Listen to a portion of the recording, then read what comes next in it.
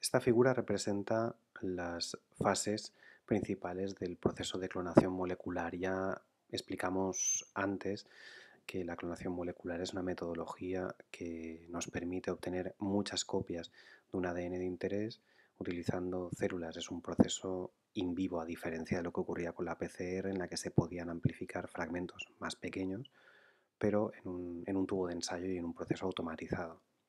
Esto es la clonación molecular, ¿eh? Utilizamos células que serán nuestras células hospedadoras.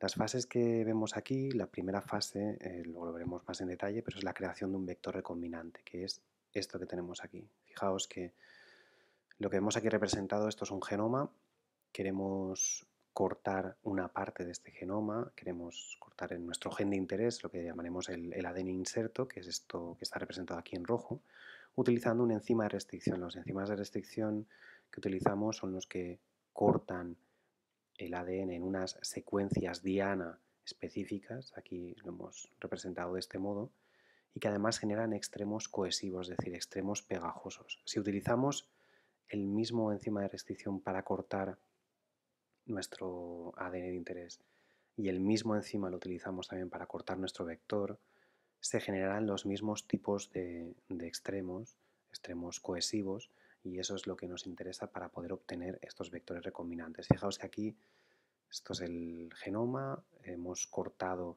nuestro ADN de interés y esto que son los vectores plasmídicos, fijaos que si es un ADN circular y aquí tiene un punto de corte, si lo cortamos con nuestro enzima de restricción lo que habremos conseguido es abrirlo. Esto es como un collar y aquí lo abrimos.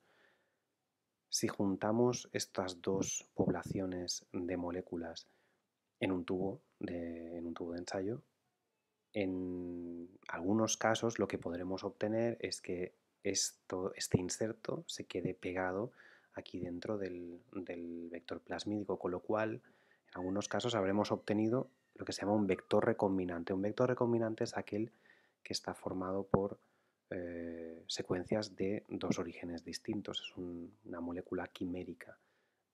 Fijaos que aquí este vector lo que representa es que nuestro vector plasmídico ha incorporado el ADN inserto. En este ejemplo de aquí hemos visto que ha habido una molécula de estas que no ha incorporado nuestro inserto. Esto veremos que también es uno de los posibles resultados que obtendríamos al juntar estas dos poblaciones de moléculas dentro de un tubo de ensayo.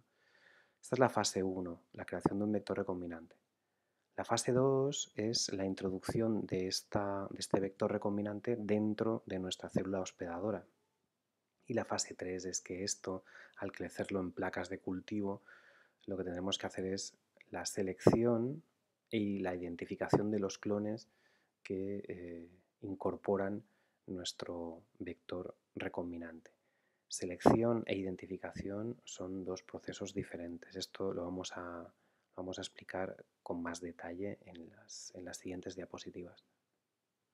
Fijaos entonces que aquí se define claramente lo que es el vector recombinante, aquel que ha incorporado el ADN que le queremos introducir, el inserto. Para esto lo que tenemos es que preparar nuestro ADN de interés, el que vamos a clonar, y nuestro vector, cortar estas dos poblaciones de moléculas, cortarlas con el mismo enzima de restricción. Aquí está indicado los puntos donde son secuencias, donde son dianas de restricción de los enzimas que vamos a utilizar. Siempre ponemos como ejemplo la EcoR1. Vamos a ver si os acordáis cuáles eran las secuencias diana del enzima EcoR1.